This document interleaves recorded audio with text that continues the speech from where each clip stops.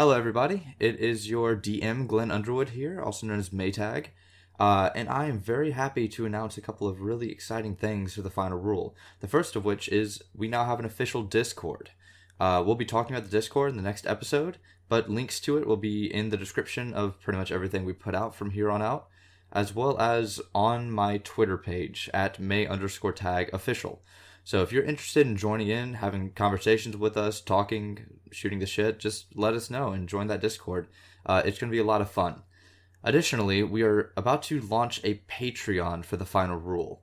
And I want it to be very clear that any money that goes to support us will be going to support the podcast first. So anything that we need, better audio equipment, better programs to use, everything will be to the benefit of the podcast before we worry about anything else regarding money. So if you'd like to support us, links to the Patreon will also be in the description of anything we do from here on forward. But I think that that's all I have to announce, so thank you so much for listening in. Sit back, relax, and enjoy this episode of The Final Rule. Oh my god. The crush didn't happen for Vincent that time. Hello everybody, and welcome to episode 5 of The Final Rule. Can you guys believe it? Wow. We've actually made it 6 weeks in a row now, actually. That's With having most of the group here, that's crazy. I know, right? Like, Yeah, so if anybody's watching right now, you'll notice that a certain half-orc Brooke is not here right now. He will be joining in probably sometime later, hopefully, we'll see. And also another thing that you'll notice is that we did not have a special guest this week. Stuff happened, our special guest had to drop out at the last moment. But narratively, I think it's okay that we don't have somebody here other than the core group. But let me not delay the point any further. Let's go ahead and introduce ourselves. Hi, my name is Glenn Underwood, also known as Maytag. You can find me on Twitter at May_tag official, and I will be your dungeon master for this evening. Hello, I am Chase Bernard, otherwise known as Cut to the Chase on most social media platforms such as Twitch. I play Dorvis, the half-orc wizard, and yeah. all right, hi, my name's Justin. I have a Twitch that I'm just slightly still trying to figure it out at Drinks and Dice Gaming. I will be playing Kintorla, the Dragonborn Ranger. I'm chewing food. Sorry. I'm Vincent. Every week I gotta eat food. I'm hungry. I'm Vincent. I'll be playing the role of Walter Tang, the Earth Genasi Druid. And Brendan, of course, will be playing Brooke Pendleton II whenever he comes in, the half-orc druid. So, how's everybody doing this week? I know I don't normally ask you guys this, but since I do want to sort of delay the point of us actually getting started until we know for sure whether or not Brendan's going to be joining us. Yeah. So, is everybody having a good week? I hope so. Yeah, man. My AC broke. Oh, I'm sitting right now with 2 fans blowing on me. it's been really hot this week too. Like, My lukewarm water is condensating. It's, your blurry lukewarm water. I can unblur it real fast for you. Oh, there if we you go. like. Oh, there it is. Yeah. That's some clear Yeah. water. It's so is my beer was cold, so that's why it. there you go. But Yeah. the lukewarm water is condensing. Oh no, it's my check wet. Oh, well, Oh, good. my paycheck. no. Amazing. So, let's talk about a couple of things before we get started. It was pointed out to me by a friend of mine who watches and listens to the podcast that the events that transpired at the end of episode 3, particularly the incident with Swift and the Beehive nightclub, was very similar to, thematically at least, to the events that happened at the Pulse nightclub in Orlando a few years back. And since it's around that time of its anniversary happened just last week, or just in the past week rather.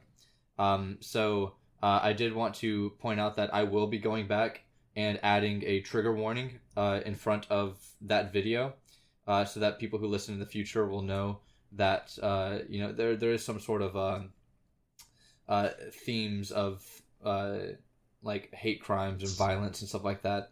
That's because we improvise here. It's not always, it doesn't always ring for us that that's what's happening until it's already happened. You know what I mean?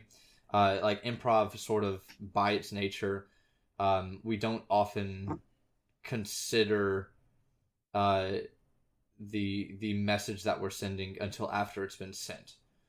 So we're going to be sort of proactive about it in the future, working to the height of our intelligence. But in the meantime, I will go back and add a trigger warning in the front of that video. And I wanted to say that if anybody out there has had any history experience with violence because of your identity, make sure you reach out to people in the appropriate channels. Make sure that you find resources, build a support network, and know that we here at the Final Rule, we are, we do support you. We support you in what you do. We support you in however you move forward from the events that transpired, and anything that we can do moving forward in order to make this stream as accessible and friendly as possible. We want to make sure that we are that this is a place where you can safely watch and enjoy what it is that we do, and that's part of why we have the X card system set up. So I just wanted to sort of put that out there, make sure that I didn't, I would be remiss if I didn't say something about it once it was pointed out to me.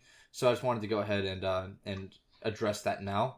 But does anybody else here want to say anything about that, about the nature of improv, stuff like that? Because it is sort of a tricky situation. I mean, I think you kind of hit the nail on the head, really. Yeah, definitely. The thing about improv is when we're in the middle of it, it's just kind of stream of consciousness. We're really focused on our characters and what we're doing, and sometimes it just kind of snowballs, and it's hard to really sometimes look at it from the bigger picture. Sometimes when we're really focusing on those relationships between each other, so sometimes it can get, we don't necessarily see that till afterwards, and that can be the tricky nature of improv. Yeah. But thank you for everyone who's watching. Let's go ahead and talk about what it is that we actually do. What is the Final Rule? What makes us special? What makes us different from other podcasts that are, are actual play D&D podcasts? And that is sort of what we've been talking about. We are improv based, so I don't do any prep before or after any of our sessions at all. The story is made live while we are playing it. All of our characters came in as sort of mechanical shells that were pretty much randomly determined by a bunch of dice rolls. And all of our players have been making the characters as we go, forging the relationships between themselves, building the world around us, all live while we play. So that's why we call ourselves the completely improvised Dungeons & Dragons podcast. But Glenn, you may ask, person who doesn't actually exist, how on earth do you keep all of this straight, and what do you use to guide you while you're playing? Thank you for asking. The answer is we have a couple of rules that we follow, the rules of improv, as well as an extra rule that we have on top of that. The first rule of improv, of course, being yes and. If somebody says something is true about you or the world, it is more fun, more engaging, and easier to play off of if you say yes to whatever they say, and also add something on top of it. So, if I looked at Chase and said, hey, how's being a firefighter, Chase? Chase could say, well, it certainly is nice. Just being a firefighter, putting out this fire that's right here. So he has said yes, that he is a firefighter, and also added that there is a fire raging right next to us. That's an example of yes and. We also want to use our second rule, work to the height of your intelligence. So it's really easy whenever you're improvising to sort of go for the low-hanging fruit, cater to the lowest common denominator, and sort of make the poop and dick jokes, right? But once you go there, you don't really have anywhere else to go from there, and it sort of dies down the humor and the intelligence of what is happening. So rather than that, we want to subvert expectations, sort of play to heightened intelligences of our audience, and give them a lot to sort of chew on and receive from us. And the third rule, of course, is give and receive gifts. So if you want to say something is true about a character or the world, you are going to give that gift to them, and then it's their job to sort of receive the gift and like acknowledge the fact that that is something that is now true. The fourth is going to be one that we sort of modify. In improv, it's no open-ended questions, so things like, "Hey, what are you doing?" or "Who are you?" Sort of puts the onus on the other person, your partner, to sort of come up with something brilliant, and we don't want to do that here. However, as part of D&D, it is necessary for you to ask me questions about the world that are open-ended. You know, can you describe what this place looks like? Can you, is there something here that I can use? Stuff like that. So rather than saying no open-ended question, we're going to say provide detail when possible. So whenever you walk into a room, be like, yeah, I also noticed this barrel in the corner, you know, or whatever, you know, add something to the world so that it's not all on me to create or on the other players to sort of carry that burden, right? And finally, the final rule of improv is make everyone else look like a genius, right? Make everyone else look good. So it's really hard to get away from this feeling in improv that says like, oh, I have to be the funniest, coolest, most clever person in the room, right? That I have to make the audience laugh. I have to engage the audience. But rather than doing that, what we're going to do is we are going to make everyone else look like they're the most funny, clever person in the room by supporting them. And if we all do that for each other, then we will all, in turn, become the funniest, most clever person in the room, right?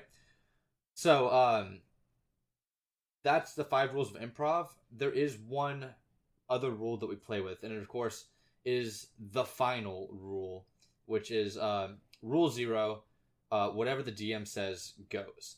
So in order for this to have a sort of consistent continuity, I have been taking very, very thorough notes on everything that has happened so far, and I will be able to justify with the best of them, but there will be some times whenever I just have to say that can't be true, or that's not true, or this other thing, can we modify that to make it this true instead?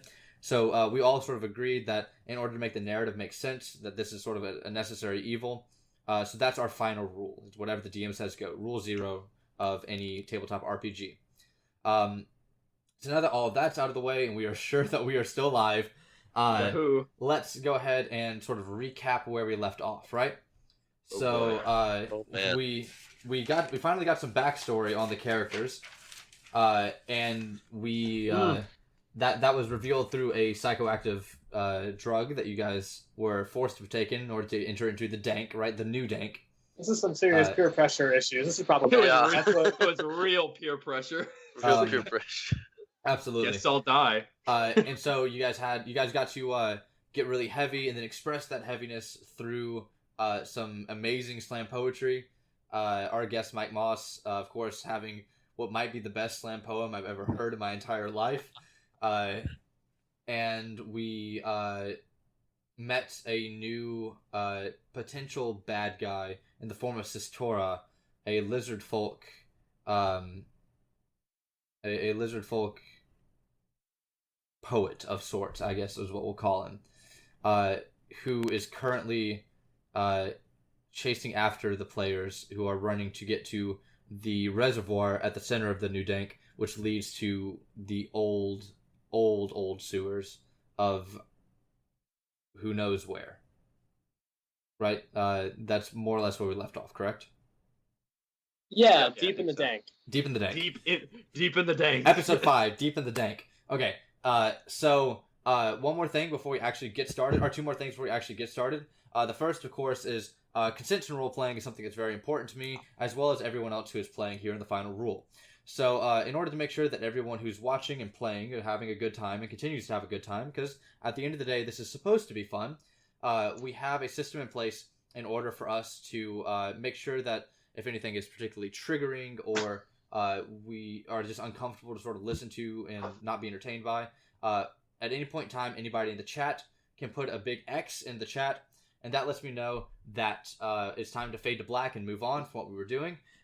And otherwise, the players also have made X cards, which are big cards that have X's on them. So if I see that, I know... It's my paycheck. So if I see that, I know that it's time to move on from one of our players. Or you can put an X above your chest like that. all of these are sort of things that we can look at and pay attention to as signals that, maybe what we're talking about is not what's necessary for the story to continue, right? And finally, before we get started, I always like to grab a suggestion from our audience. As far as improv goes, a suggestion is one word or idea that we pull from an audience member in order to sort of play around with as we move forward. So in the nature of improv, I will now ask for a suggestion from our audience. It's one word of anything. I'll be paying attention to our chat as we play. The first word that I see pop up in the chat will be our suggestion for the stream. But before that, or until then, rather, let's get started, shall we? So we're running away from Sistora, and we find ourselves sort of staggered, right?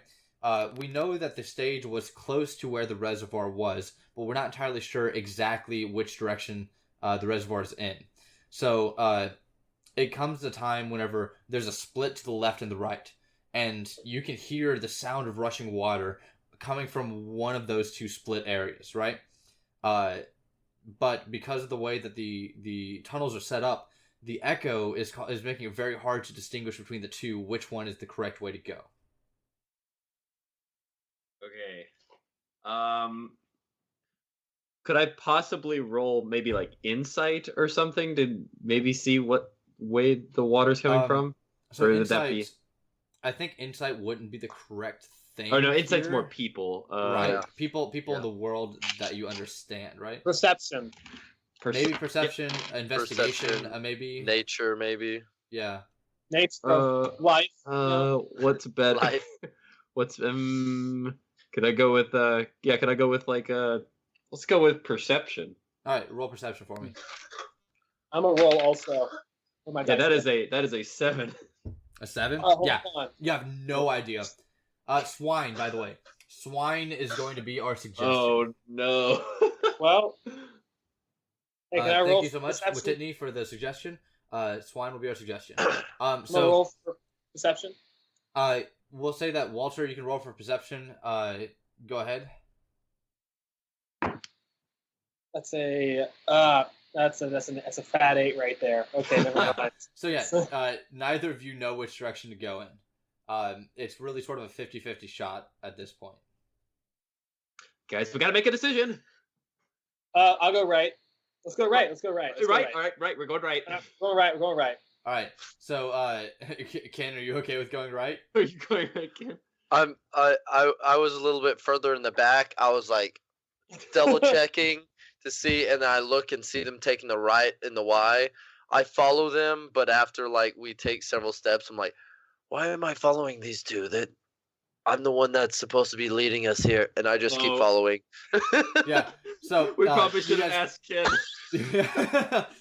you guys keep running down that way. And let's find out. I'm gonna roll really quickly. We'll say. Oh, no. Yeah. Okay. So During that roll- you guys continue to run down the right path. And after about 30 seconds, like the sort of the hall starts to open up, and you start to feel a very damp, needless to say, like a very dank sort of feel to the air. And you hear the sound of rushing water grows louder and louder as you as the hallway opens up into a massive circular reservoir with multiple channels sort of coming in from all angles. It sort of looks like for every street, right? Just like the clock face of Causeway, for every street has a different channel which is feeding, which used to feed sewage into this giant reservoir, which now no water runs down. Oh, hey, this the looks reservoir. really great. This looks really pretty, guys. It's hit me again. Behind you, the footsteps of who you assume to be Sistora is still massively on your tail. All right, are you guys able to disguise yourselves? With any... Yes, I can disguise myself. I could try. I'm gonna do what's the thing that druids do where they can take the form of an animal? Wild shape? Wild shape? Yeah, I'm a wild shape. Okay. To a good dog. Okay. All right, so Walter is now a what kind of dog are you, Walter? I'm probably like a black lab. Okay. You know, Black lab, a black lab German Shepherd mix. Okay, cool. Yeah. So you Ken, this may not be exactly what you had in mind as far as like disguising yourself goes, but you can't tell that that's Walter. So I kick a bunch of dirt on him so he looks like a dog that would live around here, and then I'm going to say a few arcane words and disguise myself as let's say what was the race most common down here? Was it just humans? yeah. Okay. I'm gonna disguise myself as a humanoid with using disguise self. Just about the same size as me. Actually, the exact same size as me. Wearing just we'll say just a really tattered like cloak type thing, and Is he still wearing his tail? like Oh, That No. actually is a good question. Do you take the tail off? I the tail, like those clothes hampers that pop open. Yeah. That's exactly how the tail is. It just compresses, and that's how it fit in my backpack. It just I see. compresses back up, and I put it in my backpack, and I become just a human, Just a regular tattered, human. missing a right eye, just like this grizzly looking beard, and just like the Steven Seagal kind of look, just So with one lip just up a little bit.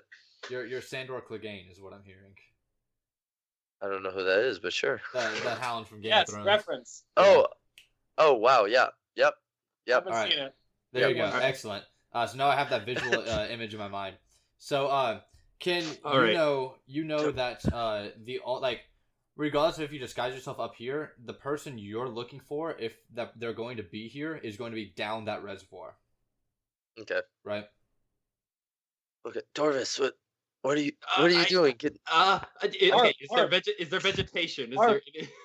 there any sort There's of moss. plant? Yeah, there's some moss around. All right, I get a fuck ton of moss, and I use my survival skills to turn into a big thing of moss. Arf. Just crouch. Bark, bark, bark. So I need to roll survival. I don't know what you need to roll here, Dorvis. I'm going to be completely honest with you.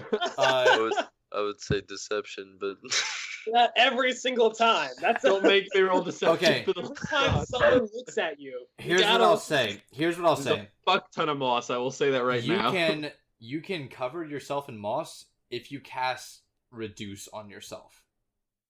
Am I allowed to do that if that's not a prepared spell? Or So you did, yeah. If it's not, if you because no, I do. I have it. I was gonna say, I'm yeah. pretty sure you have it. I'm looking at your character sheet right now.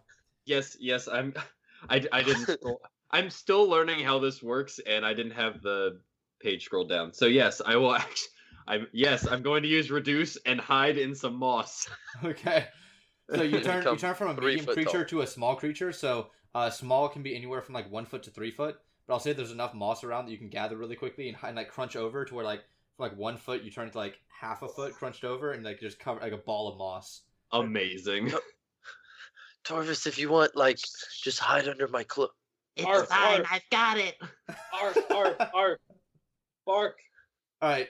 So and then Ken, you go to say there's one more person, right? That you need to ask Yeah. if they're disguised, right? Yeah, And, yeah. and as you turn to look for Brooke, he's not there. And like you think back in your mind, and whenever you're watching the two like run forward, you realize that Brooke was behind you, and may have accidentally taken the left path instead of the right path. So he might be Bruh. still running around somewhere in the maze behind you. Can I roll a perception check to see if I can, like, see any other animal around that might just be near us? That might- Like a mouse? A cat? yeah, go Cat will ahead. chase it. Give me a perception check. Oh, nice. I actually have my real life dice and dice tray today, so I'm finally prepared. Nice. I got it from Brendan's place. Let's see, perception. That's a 17. A 17. All right. So let's find out. Yeah, no, there are no other animals around here. The only living thing around you is moss. Okay. Fantastic. I find a small beetle. I pick it up. Brooke, is that you? Don't worry, I got you, man. And I'm just gonna carry Brooke with me. Okay, Oh no. sounds good. Yeah, but the footsteps are now approaching rapidly behind you. It's now or never to get away from these guys. Arf, arf, arf. Or I thought we were hiding. Are we running? or are oh, there's probably nobody near us, is there? No, Okay, yeah. like Well, nobody near you. As in, what do you mean? like are No there one just for us random to people? blend in. And No. They're like you guys are blend alone in? in the reservoir. Okay, we'll just dive in as these random people. Wait, hold on. I'm still tiny. Just grab you, Arf, holding arf, Brooke in. arf, arf. I'm gonna jump in. All right, so everyone dives into the reservoir. I will say it is a good 15 to 20 second free fall, where you fall for a maybe not 15 20 seconds. It feels like a long time. The reservoir itself is probably 30 feet, like with the water table. It's like 30 feet down from like the lip where you jump over. It used to be much higher whenever there was still actively water floating around in it, but most of everything has settled down, and it's sort of been absorbed by the earth around it, to where it's just a flat water table about 20 to 30 feet down from where you're jumping. Yeah. So you fall for a little bit, and then you land with a mighty crash into the water. And you look as several figures from above peer over to look into the water to see where you guys went, if you guys dived in or if you took another path away. Dive.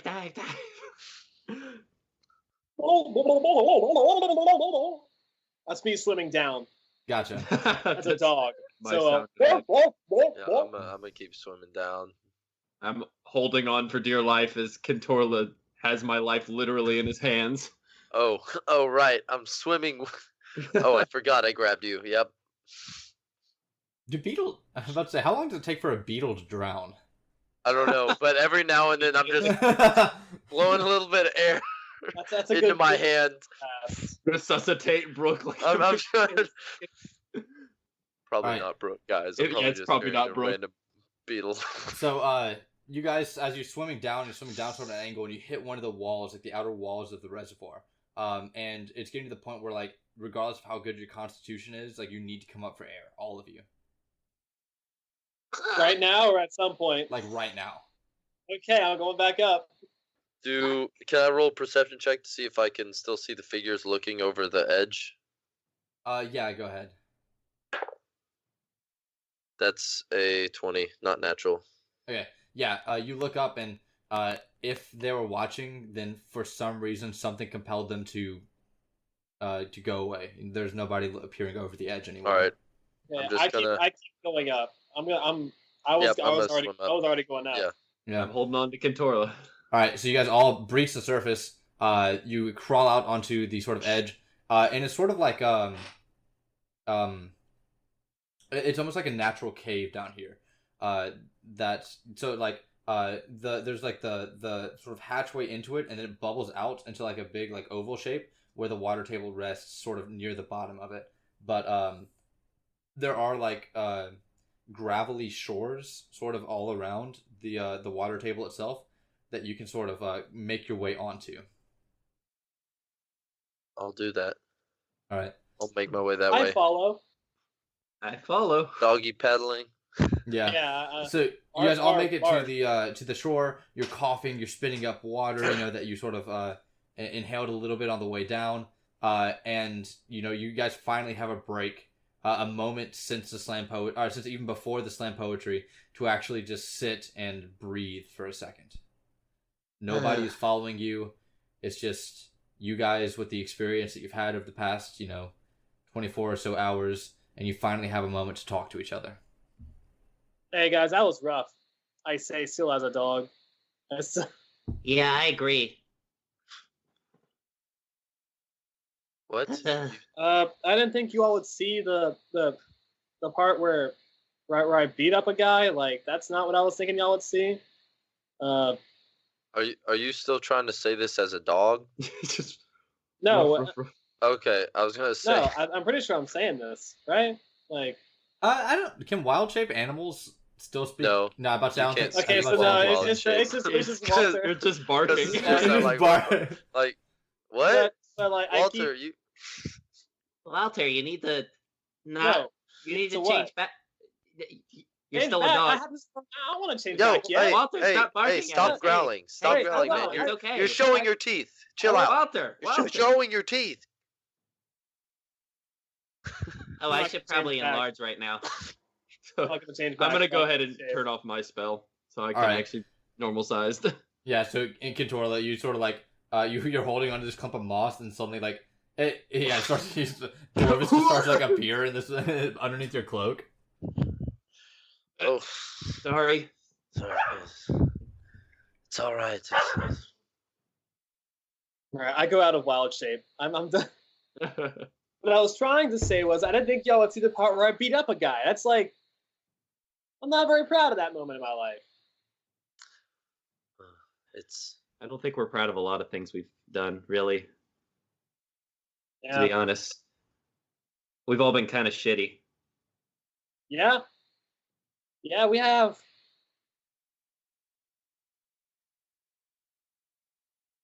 Man, Brooke, you can change back, you know. Brooke. Brooke, are you still all right? Brooke, Wait, yeah, Brooke, are you is the beetle moving? No, the beetle's not moving. No. Oh no. The beetles, I read it up on beetles can't drown, but they would like suffocate under the water tension and the oxygen press up against them. So they could. Brooke.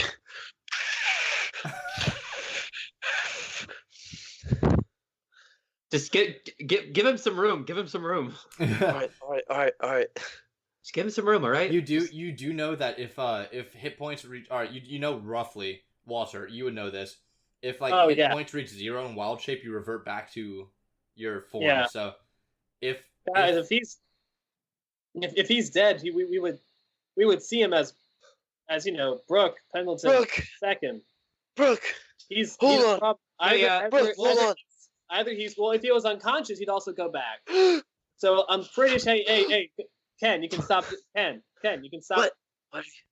That's probably not Brooke. Yeah, okay, now that you mention it, that's probably not Brooke.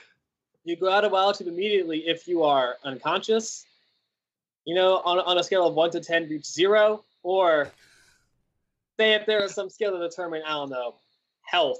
You know, if you reach 0 on that scale, or you go out if you die. So, which is I guess -1. I don't know how that works right now, but like, I mean, speaking metaphorically, of course. yeah, metaphorically, of course, if you reach I guess -1 on the scale of 1 to 10 in health. 0 life, So- just 0. I don't. I guess. I don't know why I thought it's a philosophy thing. I mean, look, going on. It's- Walter's a druid. He knows what he's talking about. I mean, yeah. Oh. I mean, if he's alive, you can hold on to him. But like, So you say this isn't Brooke? well, it's possible because if it's a dead bug, it's not Brooke. If it's a living bug, it still could be Brooke. Is it alive? I want to proceed if it's alive. give me a survival check to know whether or not like, or give me a nature check rather to know whether or not you know what a dead. How to identify the life signs of a beetle that lives in the dank. All right. Well, that's an 8 right there. You look at it and it's like, well, that appears to be a dead bug. Well, it might be dead, guys. So it's still like, am I any more sure? No, I'm not any more sure. I might be less sure. I don't know. I think we should hold on to him still, though, just in case. Like it's yeah, I mean, if that's Brooke, I really wouldn't want to leave him. yeah. All right. But then I wonder why he's not changing. Why he's not changing back if it is him? I mean, maybe he's just being really good at. I mean, like he could have been really scared of almost being Yeah. captured. I mean, whose yeah. idea was it again to try to fight that guy? Was it Brooke or was it somebody else? Was that you, Ken? I think that was you, Ken. Tried to fight who? The guy we ran Oh. away from. Yeah, I tried to fight him. Yeah. Okay, so let's just Yeah, hold I on. Let's hold on to Beetlebrook until I guess Beetlebrook. something happens. I don't know. All right, Beetlebrook. Beetlebrook. All right. Well, guys. And he shows up. Well, guys, we've learned a lot about each other in the past hour or so, and look, we've all done some things we aren't really proud of, but I mean, if it's all right with you guys, I'd like to stick with you guys and be better than what I was, if that makes sense. I mean, I know I personally probably don't have much longer left. Dorvis, it's okay, man. I want to be better too, and I feel like I've done that with you guys as my friends. So let's keep doing this. And hey, Walter, I'm sorry. Back at the inn, I was scared to leave. I was terrified, and I am a coward. I'm going to be honest. I really am. I ever since I did what I did, I can't look one way or the other without thinking that he's there watching me, and Mm-hmm. I didn't want to get anyone else mixed into that, and I just felt like if we went down here and did that, it would. But I should have just said we were doing the right thing, and I should have just went along with it. We need to do this. No, I've been kind of harsh too. I was a racist asshole before I really knew you guys, and I feel like I made a complete 180, become just kind of this vengeful freak, and I didn't like what I was becoming. So I'm gonna try to be a bit more chill, less racist. I've pushed a lot of that out of my system. Less revengeful freak. I still want to kill Swift, but I think I want to do that with less of like a maniacal madman. I mean, yeah, and I want to revive. I show the batteries. I want to revive Craig. So we'll find Gira somehow, some way, and we're gonna make it right. Yeah. Ken, you've been awfully silent there. Yeah, I mean, as you guys said, we've done some things that none of us are very proud of. As I've already figured out, I'm not too talkative of a person, so I guess Dorvis and Brooke. I'm sorry for trying to sell you guys as slavery a couple days ago. Just a heads up, though, my old boss might be coming for us in the next 24 hours. Oh, don't worry. I'll probably be dead in the next 24 hours. So, I mean, doesn't really matter to me. Well, if you'll be dead, I'll be dead because I try to keep you from dying, probably. So Yeah, we'll both be dead. I guess that's the next step. Just try to keep all of us from not dying. How about that? Why don't we start with that, keep us guys? from not dying. I want to keep us from dying. Hold on, that's not. Well, no. Oh, wait. No, I didn't. So while you guys are bumbling around, can you notice?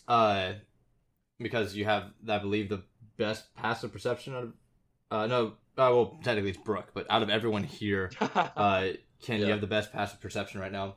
You notice that, like, around the sort of general area, like as the sort of outskirts where, like, for dark vision, bright light becomes dim light. There are a bunch of, like, dark and, like, shadowy figures that are sort of, like, stepped out of the darkness and into sort of, like, the edges of dim vision. They're still keeping, like, a massive distance away from you guys, but they're definitely standing there, watching you guys sort of walk. I do now have dark vision thanks to my Gloomstalker. Yeah. So okay. just a heads up. Yeah, I'm pretty sure, except for Walter. I'm pretty sure Walter's the only one that doesn't have dark vision right now. Yeah, I have dark vision. Yeah.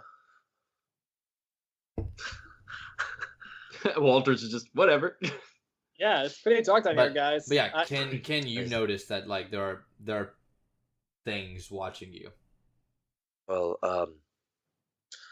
yeah, Dorvis, I think first step probably is to try to keep each other alive, trying to not to let each other die.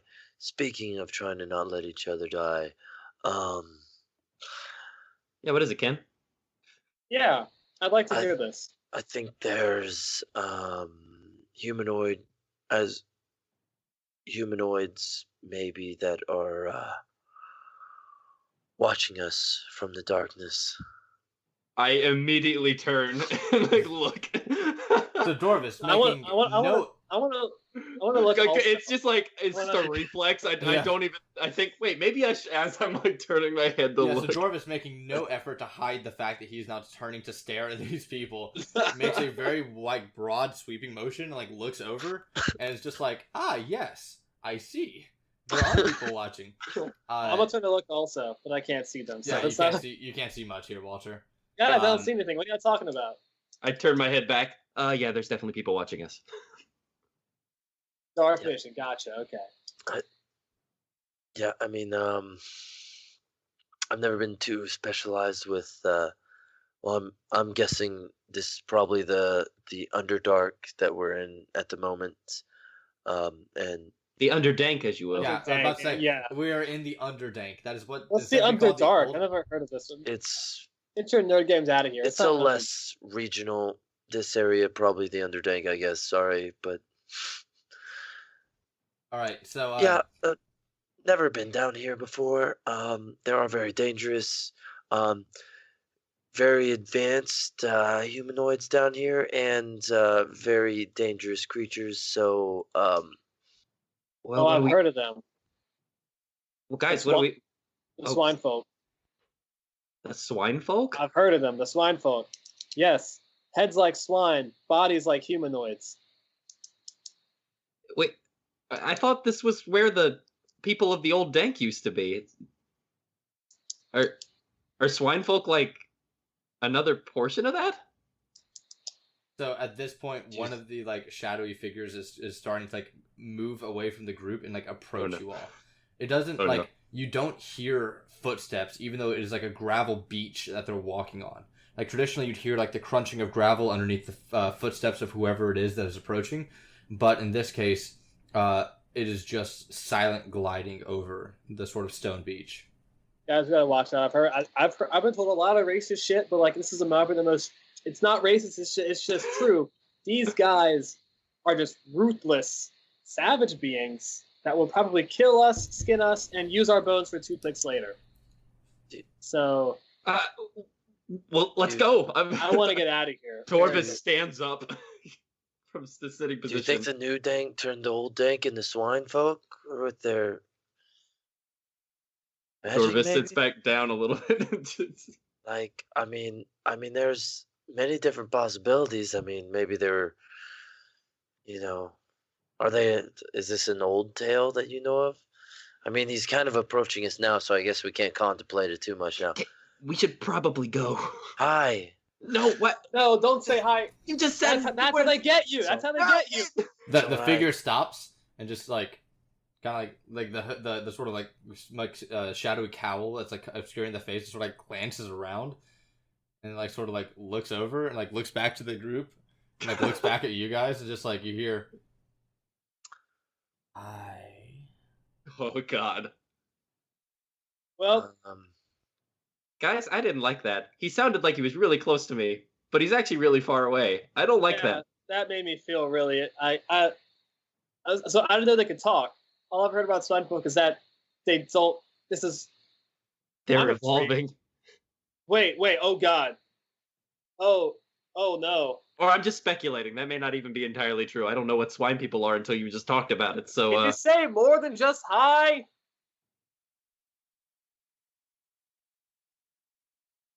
You strike me, sir, as being very culturally insensitive. Walter, you may want to. How did he know that? Keep it down. You're kind of just, new to the PC crowd, you might want Yeah. to just like I'm a I'm keep a it on I'm the a DL. I'm a X card myself. Let me get out. Let me just.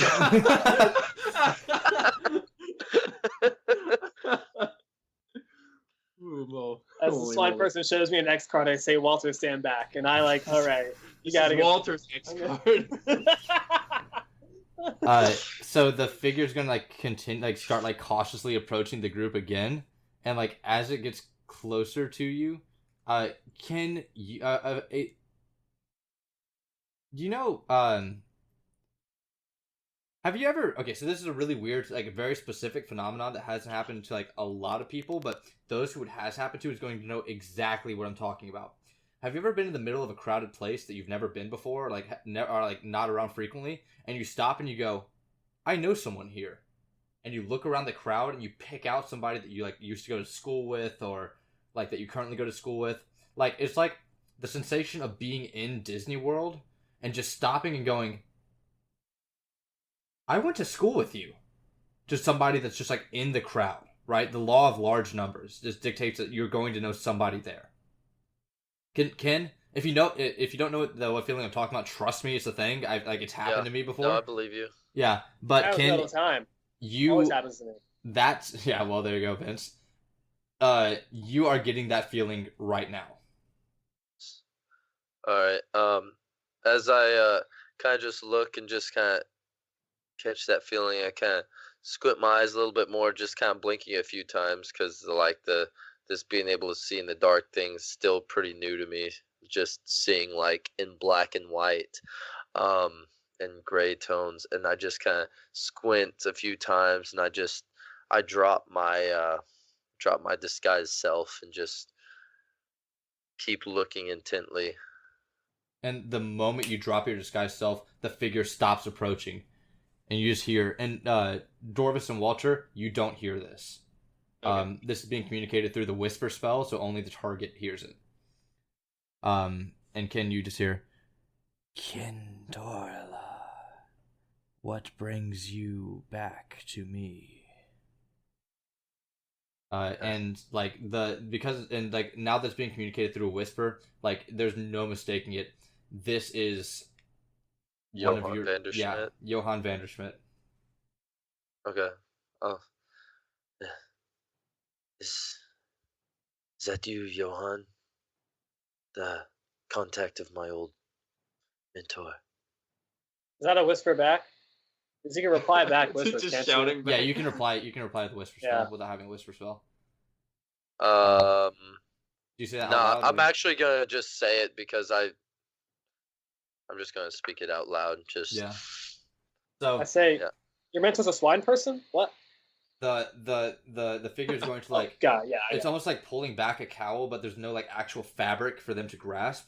It is simply dissipating the sort of smoky, inky blackness around the face, and you see the visage of Johann Vanderschmidt. However, this is not the Johann that you remember. This is a Johann that is much paler, much more gaunt in the features. Not as gaunt as say like a lich would be or like an undead would be, necessarily, but definitely sharper angles on all of the bones and much paler. Okay, What? maybe we kind of jumped the gun on the pig thing. Yeah. I don't know. I'm sorry. I'm getting used to the whole PC crowd still. Like I swear they're out there, but maybe not in the Underdank. Ken, what can you give me, since you're the character who would have the most sort of experience with Johann? What does Johann traditionally look like? Johann is a very short. He's a drow, but rather than the normal long hair of a drow, he has a very short, kind of military-esque haircut, to where it's pretty short on the top and then like just buzzed on the sides, or that's kind of how I remember him, and it's kind of now sprawled out a little bit curly on the sides, as well as just a very patchy beard. He very slender, not too tall though, probably about 5'6", but like slender as well. So, God, Oh my! Just stop. Oh. Ah! Ah! so sorry that they can take it. We're going to ignore the fact that just happened and continue Yeah, forward with the description. Anyways, Yeah, yeah. So very very slender, and rather than the jet black hair, has gray hair, and it's not too long, just a little bit of a shaggy do. All right. So Johann sort of like signals back to like a lot of the figures, who then drop their sort of cowls as well, and you see a lot of people who are similarly pale in complexion, very gaunt and thin, and you realize that we're just going to establish at a meta level that whenever we say drow here, we are not referring to a specific race. We are instead referring to a people. So they are people who are exiled to the Underdank, and also it appears as though they clearly aren't all related, but there is something similar to every single one of them. So like you can't quite put your finger on it. It's almost like they're all cousins, but I mean logistically that just wouldn't make sense. But they're all looking, and you realize that several of them have crossbows pointed at the group. But the moment that Johann sort of like signals them down, all the crossbows like are pointed to the ground, and like the bolts are removed, and they're uncocked. As Johann sort of addresses the group at large, now no longer whispering, and he just simply says, "Who are these people, Kentorla? And why are you in the land of the exiled drow?" Did we hear that, or? Yes. Okay. You guys look a lot alike. Wait, Walter no, I got Walter. Yeah, there it is. I found it. Walter found it. He's. I know that I'm neither a friend nor acquaintance to you, Johann. Just a random underling that you had met, but we're in need of your help, or the help that you were once able to give to myself and my mentor. We're here now, being pursued by the new dank, but they haven't. There seem to have been no signs that they ventured further than the banks of the reservoir.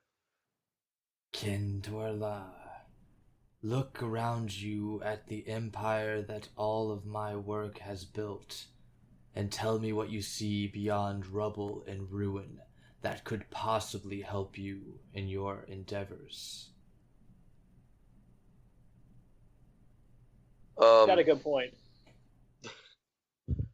I see individuals with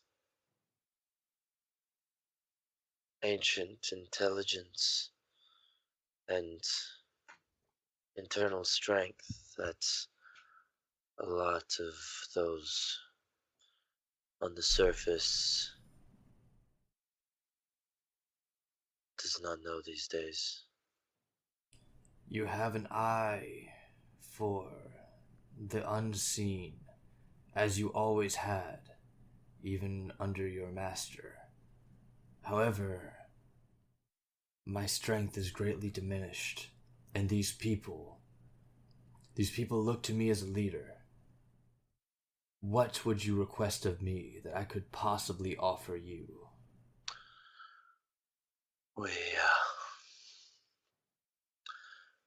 We have angered a very powerful being called Swift. You may know of him as... Do I not presume. speak As- that name here. Can we spell it? I understand. No, that's not even. I know. Try. I can say it in Druid speak. I got. I mean, Let's, Look, I don't want to say it personally. I don't. I mean, like, you can say it in Thieves' Cant. Like, that's. That's still saying the name. Wait, do I even know Thieves' Cant exists? So the figure. figure is just gonna wave over you all, like as in like a please be quiet, like, but more menacing than that. Okay. And he's going to look and say, whatever solitude, whatever sanctuary you thought you might find here from the troubles of the new dank in the world above, will not find it.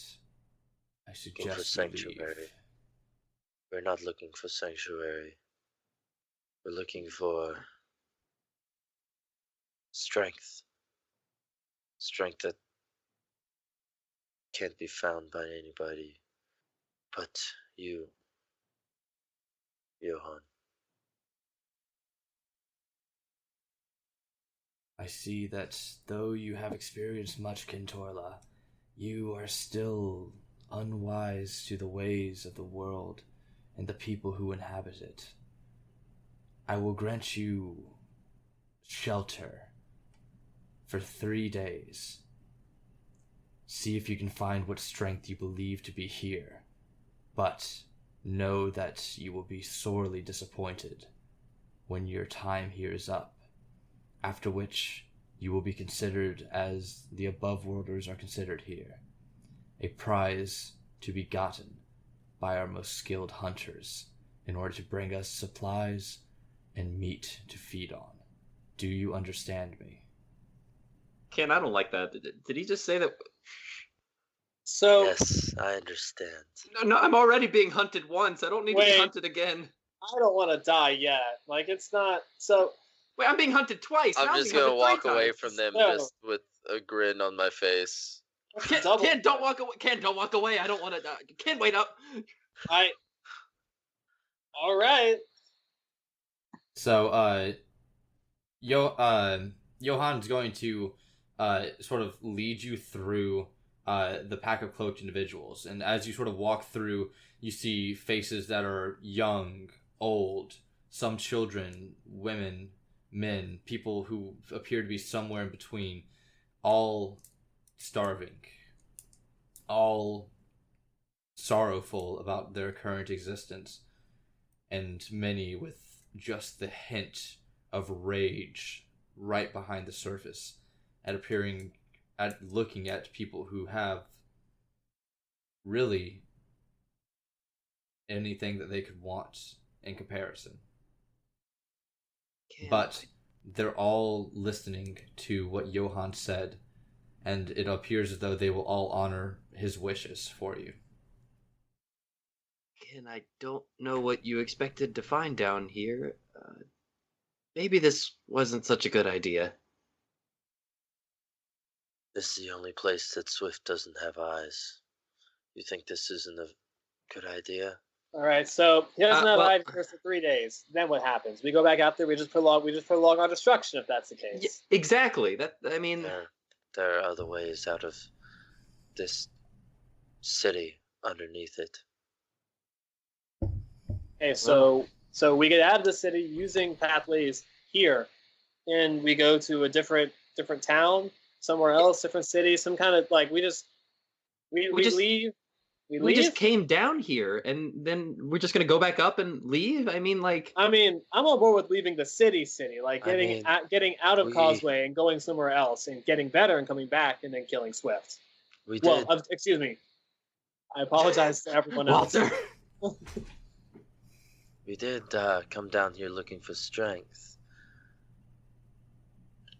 I wouldn't mind fighting as champions. Ken, that seems like really mean, considering we look pretty strong compared to the rest of these people. Do they have that down here, like a gladiator thing? What do you think the hunters are that he spoke of? Oh, so they're not here. If you They're think- like, Oh, they're not like hunting us. They're like It's a different definition of hunter than what I was No, saying. they will be hunting us. Oh, they will. Yes, they would be And hunting us. what's? What kind of hunting? The hunting that I have done. Oh, like slavery. murder. Both. Yes. Not as much slavery as just. Who's? Walter turns. Whose dog is barking? We're having a conversation here, all right? Not slavery, just hunting. Oh. And this time, not for capture. Yes. For sport? Yes. That's what he said. For Oh, the prized possessions that we are. Oh, I guess that makes sense when you put it that way. Well, and they're not going to be weak as the commoners around here. They're going to be the ones that kill. Ken, this isn't making me feel any better. If anything, this just means I have another thing on my list I have to worry about, Ken. Okay, Ken. What are we gonna? Hold on. You put us in another situation where we have to worry about someone following us and killing us. I've had enough anxiety as it is. I mean, these ones are a bit more neutral than our previous, don't you? They literally said they're going to hunt us after this. They're not neutral after that. We do still have a 3-day period, and I mean, it's not like I knew exactly what we were getting into. Ken, 3 days! So 3 days of neutrality, and then we're just fucked?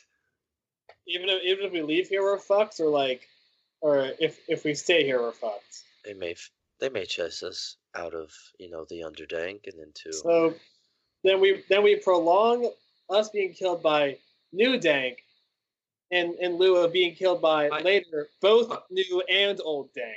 All right. So double Dank. I don't think you guys understand the power of the New Dank. We're gonna get double Dank. We're gonna get double danked. You're gonna get double danked. I couldn't say it better myself. Thank you, Walter. I still don't think you guys understand.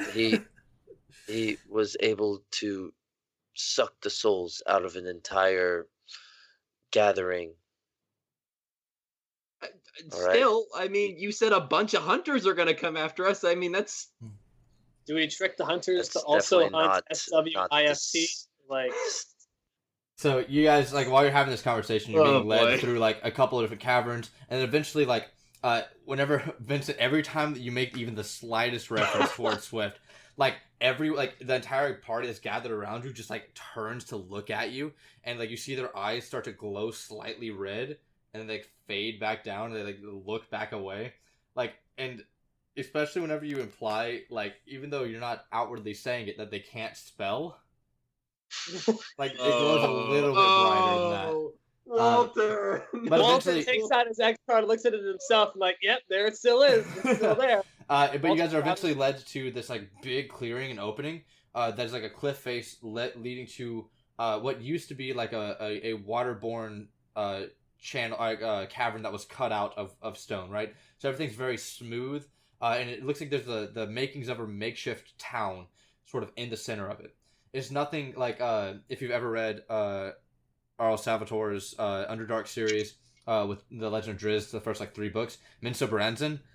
It's nothing like that. It's not this beautiful, hewn from stone, magically built. It's a ghetto that is built just so these people can survive down here. Just enough buildings to offer protection, just enough guard towers to stop whatever beasts are lurking down here, just enough organization to have people not kill each other, And Johan's going to motion out, and he's going to say, "This is the strength that you will find here, Kentorla. This is the strength we have to offer. Tell me, what do you see?" I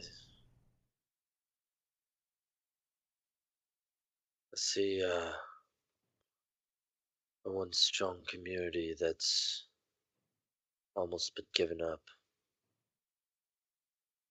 I'm just gonna look at him and not smirk, not anything, just look at him with actually a bit of sorrow in my eyes. In your 3 days here, all three of you, especially you, and he's going to stare down Walter. He's going to say, I will make you understand exactly how we ended up where we are, so that when you are hunted down, you will know that you are helping a people survive that the world has forgotten. Oh, that's not necessary. I really don't think we need any of that. Come, all.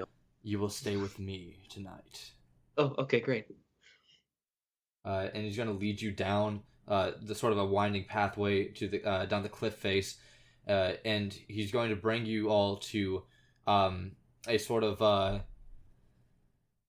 I guess it would be like it's the largest building, but not because of like a status by any means. It's the largest building because it is like there are more people living there, you know? Like it's large for utility, not large for like status, you know what I mean? Gotcha. And he's going to open the door and he's going to say, my people will provide you somewhere to sleep.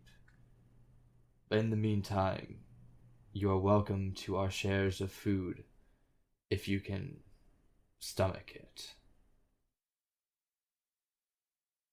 Did anyone bring any crackers?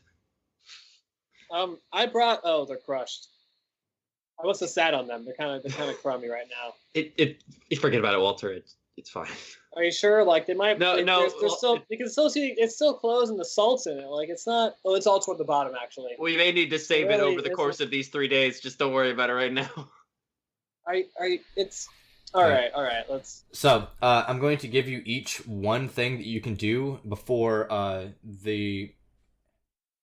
You guys aren't going to know the passage of time down here. You're not going to understand the way that it works, but know that these people have a system set up to where they can know what time it is. So we'll say until the evening of the first day rolls around, you guys each get one thing that you can do. Here in, we'll say that this sort of shanty that's set up is called, let's see, what would be a good name for it? We'll call it the refuse. Okay.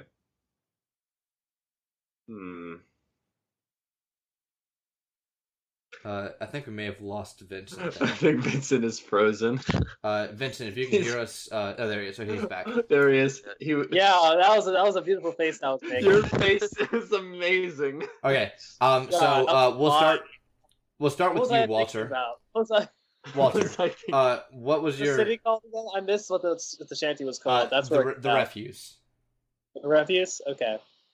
So we'll start with you, Walter. What is your one activity that you do while you're here for this first day? I think in the effort to still get a worldliness, Walter's gonna go and walk around, see, because he thought these were granted they are.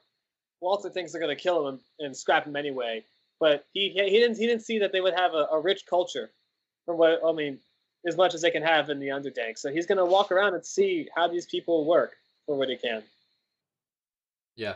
So I'll say that you take a moment to walk around, but most people are going to just sort of like recognize you as an outsider and just like shun away from you. They don't look at you. They don't speak to you. They want nothing to do with you. Until after you're about to give up and just go back and just sit and stare at a wall until whatever happens next happens. Until the 3 days are up. Until a group of children who are playing with a like woven like thatched ball. The ball rolls to your feet as they're playing with it. And they all sort of look at you. The first people to acknowledge your existence while you've been down here. Waiting for you to toss the ball back. Oh, I toss it back. I pick it up, and I'm like, hey, yeah, I throw it back. I'm going to roll for that, how good that throw is. No, you can just toss it back. They're children. They don't care how good I that throw is. I toss it back, and it's a very average toss. It's kind of... The children, like, scramble for the ball, and then they, like, look at each other and they look at you, and then they roll the ball back to your feet. Oh, I kick it. The children all like start to smile, and then they like kick it back to you, I'm kicking it back. and then they start kicking it to each other, and soon enough you have it's about 4 children, and they all look malnourished, but they're all still trying their best to be kids and have fun, despite the trying circumstances that they find themselves in. And you find yourself having Vincent, if a version of soccer existed in the world of Ghrehndhehl, what would the name of that sport be? I My impulse says Ghrehndhehl ball, but that doesn't seem right. Ghrehndhehl ball it is. Oh, So, okay. I was gonna say thatch ball, but Yeah, that's also. Yeah. no, it's Ghrehndhehl ball though. That's what it is. I mean, Ghrehndhehl is founded on a lot of entertainment procedures, and Ghrehndhehl ball being, the largest sport in absolutely. Ghrehndhehl. Absolutely, yeah. Yeah, so you start playing a round of Ghrehndhehl ball with them, and you find that though they don't exactly know the rules per se, if you had to guess, these children have never actually been anywhere but here, in the refuse. The world outside remaining a mystery to them, as they were probably born and raised here. You are able to sort of communicate with them in a way that shows them what the game is, how the game works, and you find yourself playing a although sloppy, but a very fun game of Ghrehndhehl ball with these children. And people are noticing, and they stop to watch, and you even find a couple of them shooting smiles your way. I'm glad they're okay with a 40-something-year-old Earth Genasi playing Ghrehndhehl ball with children. Like it takes a really mature person to look through that and see, hey, that's okay because he's just a guy. Walter appreciates it. It sends molten lava into the crevices of your heart. Walter feels good because he hasn't really had that chance. He always hated people, never really got a chance to play with people. Yeah, so eventually the children, like, one of the mothers rushes out and like grabs one of the children by the wrist, like not in a rough way, but just in a like it's time to go. And the child like looks back at you, and he's holding onto the ball, and he looks at the mother and sort of like she like lets go, and he like brings the ball to you, and he like offers it to you, like, you can have this.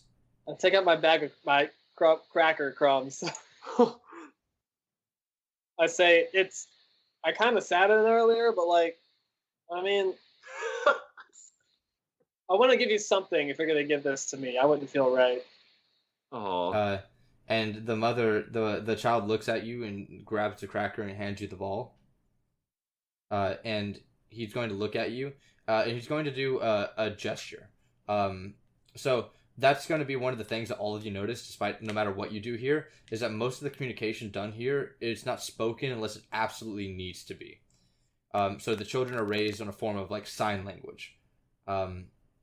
So the child's going to look at you, and he's going to do a gesture that looks like a hand over the heart, and then a palm towards you. And then the child's going to run off to the mother, and the mother's going to look at you and very quickly do the same gesture and walk off with the child. And the rest of the children sort of disperse after that, leaving you with the ball. All right. We'll hold on to this ball. All right. Hey, Dorvis, what is your one thing that you do? All right. So Dorvis realizes that his anxiety through everything has been going through the roof. Yeah. He wants to find the most relaxing place that he can find, even though he knows that that's probably not going to be the easiest thing, but... So you start to look at the outskirts of the refuse that are sort of built along the cliff wall. Mm-hmm. Because the refuse, though it is like a shanty, it is a very sprawling shanty. That's why it is like one of the old ghettos. It's a lot of cramped buildings in a space that shouldn't really occupy that many people, but it does, and they're making it work, right? Mm-hmm. So you sort of find the outsides, and you find a small trickle of water, what probably the remnants of what used to be the stream that cut through this sort of cavern, and it's just a little trickle of water that's emptying into a small, clear, reflecting pool, and it's a place that you can sit and sort of meditate in if you need to. Yeah, totally. I'm gonna go to the pool, Does it look like a place I could dip my feet in, or does this look like Yeah, you can it's dip your kind of... feet in there. Yeah, Okay, it's yeah. a reflecting pool. It's perfectly clear. Okay, cool. Yeah, I'm gonna do that. I'm gonna just take a deep breath. I'm kind of like away from everything that's kind of troubled me for the past couple of hours.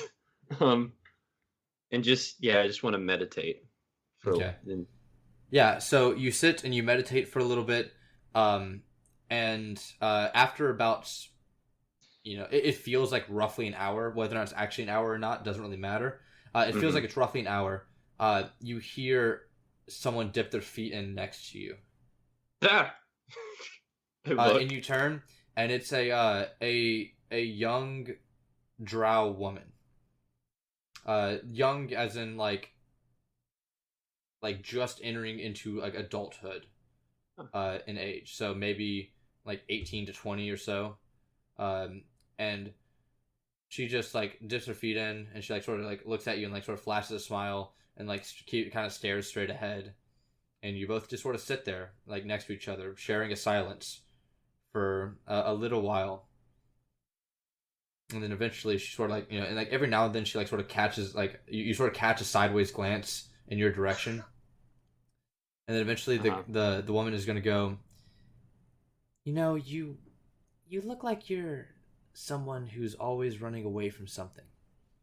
I don't know if anybody's ever told you that. I don't know. You have that sort of air about you. Yeah, yeah, I guess you could say that. Is it that easy to spot? Something in the way you hold yourself, I guess. But there was a moment, I hope you don't mind. I watched a little bit while you were meditating. This is sort of the place that I go in order to relax, and I was surprised to find someone else here, quite frankly, and I figured I would scope things out before I came up, especially since you're Well, an upworlder, I mean, well, if I'm bugging you, I can No, leave. no, It's not no. a...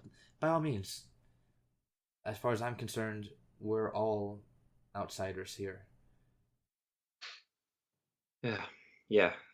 But what I was going to say is, it's silly, but there was a moment where you were meditating where, I don't know, I felt like something changed with you, that something in your posture, the way that you held yourself, the way that you breathed. You stopped being somebody who was always running and started being somebody who was ready to stand and fight. That may just be me, though. I don't know. I hope you're right. It's Uh, time I started acting like that.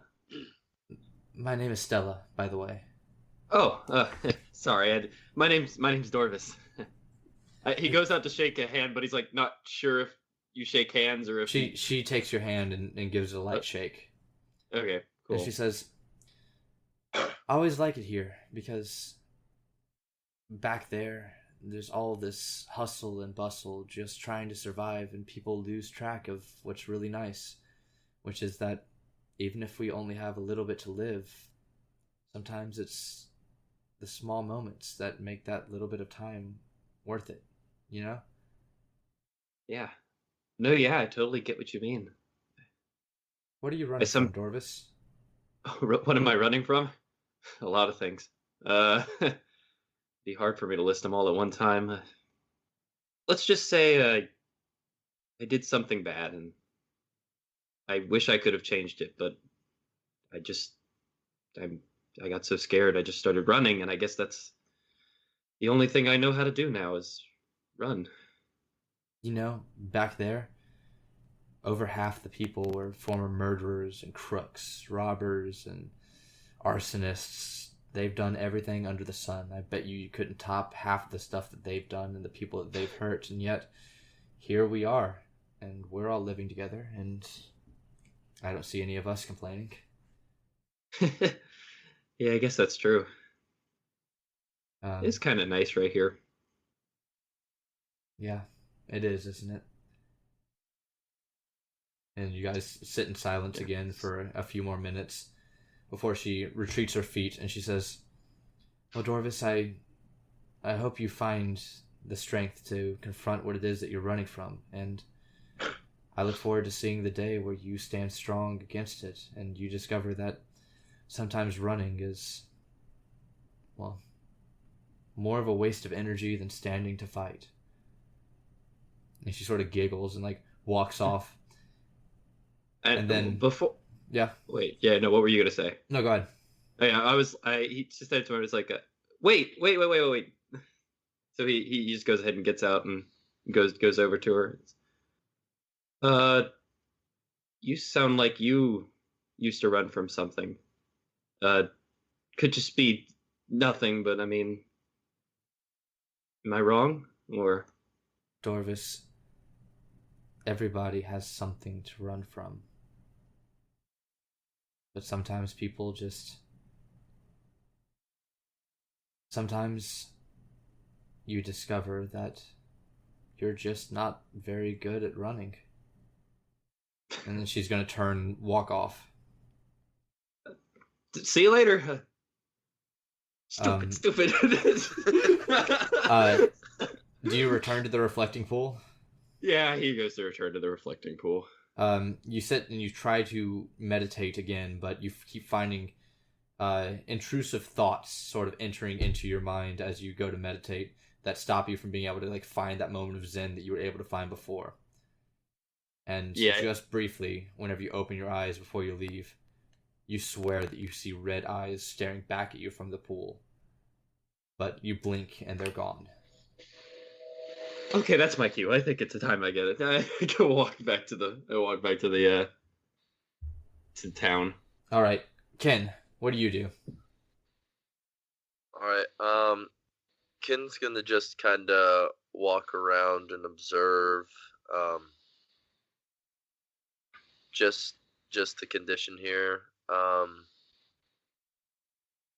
He's heard of other humanoids being able to live underground and not being in such I'll say such scarcity and being in so sickly. So he's gonna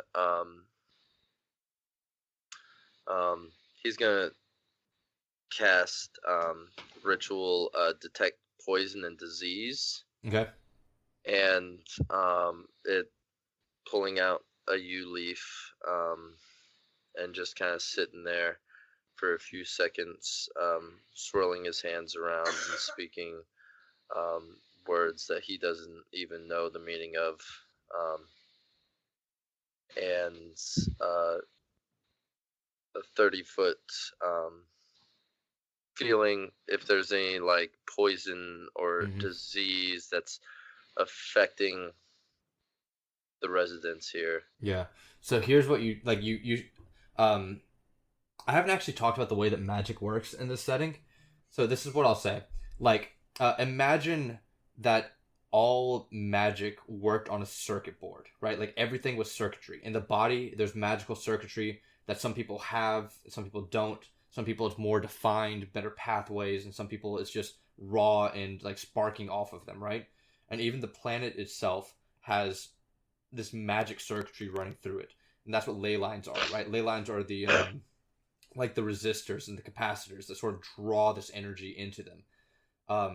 So things like detect magic or detect poison and disease, those things tap into the magical circuitry, just sort of basically send out a pulse to see where everything is flowing to and from, right? Yeah. So you sort of send out this pulse from you like a sonar, and you get immediately the feedback that returns to you of every single person pings with the same... You can't identify exactly what it is that's afflicting them, but something is afflicting them all across the board. And as the pulse comes back in, you see that like blips appear on every person, and it sends a signal to the same place.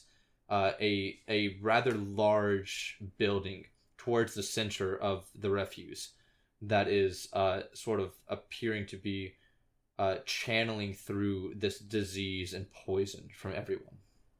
Okay. Yeah, I'm just gonna kind of I'm just gonna be walking through. If it takes me more then the 10 minutes to kind of just double check. I'll cast it a second time, but I'm kind of just gonna No, double check to you make should sure be able that to get this. there in 10 minutes.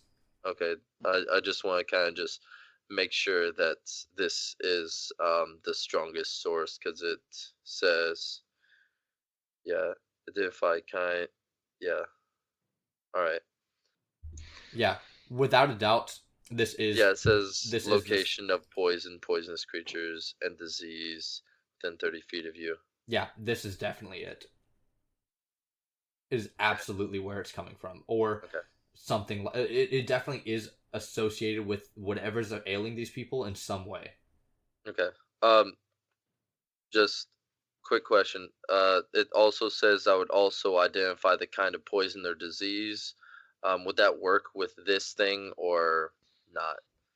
Um, I'm going to house rule that is if you understand what, like, if you knew what cyanide was, you would identify that this is cyanide poisoning. But Okay. because you simply know that this has something to do with it, but because you don't know what the disease is, you can only identify the association, not necessarily the cause. Okay. Yeah. Yeah. No, I figured it'd probably be something like that. I was just double checking. All right. Yeah. That's really all I'm gonna do, and I'm just gonna kind of really just continue around and um yeah, that's really all I'm gonna do. All right. So you sort of find this building. You don't take a look inside or anything. People are looking at you as you approach the building. Do you do anything else, or do you head back to? I just kind of want to see if I can figure out as I'm kind of go up close and kind of just make sure that's where it's coming from. I kind of want to just make like a perception check to see if I can figure out exactly what this building has to do, like what it's doing for the city or what Yeah. kind of. Go ahead and roll perception. All right, that's a 10. Okay. Here's what I'll say that you see. You don't. The buildings all sort of look uniform, so you don't notice any like special signifier about this one, other than here's what you notice. People walk into the building and people walk out. The same people walk in that walk out, right? But there is a difference whenever they walk out from whenever they walk in. People walk in hunched over, coughing. People walk in sickly, with pale eyes. And whenever they walk out, they're standing up straighter. Their breathing is normalized, and their eyes are glowing red. Okay. All right, and that's all I'm gonna do. I'm gonna, I guess, meet up where he first left us off at. Yeah, to- back at Yeah, Johann's. Yeah. All right. So everyone sort of finds a way back to Johann's at different times, but you all sort of settle down, and Johann sits you all down at a stone table, a sort of natural formation in this cave that the house was sort of built around in order to serve multiple people at once. But today, Johann has commanded everyone out of the building except for his guests, and he sort of sits you down and gives you all a sort of very water-heavy soup, like a very like this. It's more water than soup, but there is still some sort of stock in it. A couple of like vegetables and mosses and mushrooms that are sort of thrown in there as well as a couple of unidentifiable hunks of meat. It is very meager food, but it will keep you over, at least for the night. Ken's gonna chow down. I'm gonna chow down without talking because I'm afraid of whatever word I say is gonna be bad. This is I realize the room is dead quiet and just chowing. I'm gonna chow down being dead quiet as well because I don't want to break that tension. Yeah. I'll say thank you though. I will say thank you. Johann's going to nod towards you, and he's going to say, "If you want to appear as though you are a part of this culture, saying thank you will suffice. But this," and he's going to put his hand over his chest and repeat back the gesture that the children and the mother did towards you, "will be a much more powerful message." I do it. I do it. And this sort of like seems to please him. But you've noticed that he hasn't touched his food yet, though he has a bowl in front of him. I think about that for a second, and I want to roll. That would be investigation, right? Just to see if. See if you can put the pieces together? Yeah. Sure. Because I'm. Dorvis kind of went. Normally, Dorvis wouldn't necessarily have eaten with, but everyone else ate, so he kind of went with it. But I just want to. That is a 9. Yeah. You like think about it, but it's like, maybe he's just not hungry. Maybe he has something on his mind, you know? Like he's not, because it doesn't seem as though he's like against eating. He's just not, you know? Okay. I'm kind of upset after what Kentorla just saw that he just decided to eat, but I already said that he decided. Yeah. Kentorla just must be really he's just a hungry boy, you know. Yeah, just like he's a we growing learned, dragonborn, you know. He's a growing dragonborn, you know, like without a tail, just though. like, So I mean, Yeah. So we're gonna interview possibly. Yeah. but I guess as we decided, like, stomach might be his weakness, I guess. So I guess he's just eating. All right. Well, we all ate the food. So hopefully that don't mean anything bad. So you guys all sort of eat, and after some point, Johan's just gonna sigh and look at everybody and say,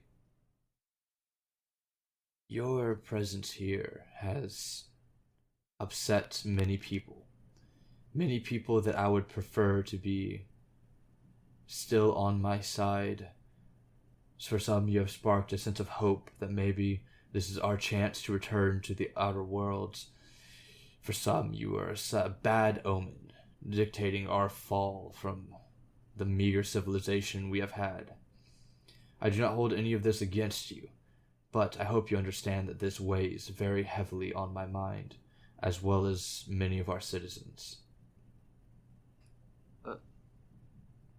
Well, of course. I mean, is there anything we can do to ease your mind? I want you to tell me everything. How did you end up together? How did you end up here? And why on earth is he interested in you? Well, I take out the podcast, you know, and I start playing from episode 0 to 0.5, and like and we sit down, have a couple of laughs, you know, sing around from the pyramids at large. I know the joke I had to go for. I'm sorry.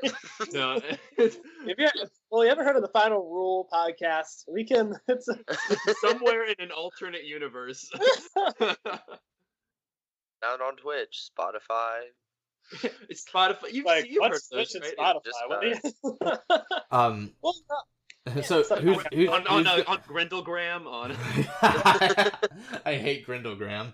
Ghrehndhehl. So do you guys like who wants to take the reins on explaining what's happened so far?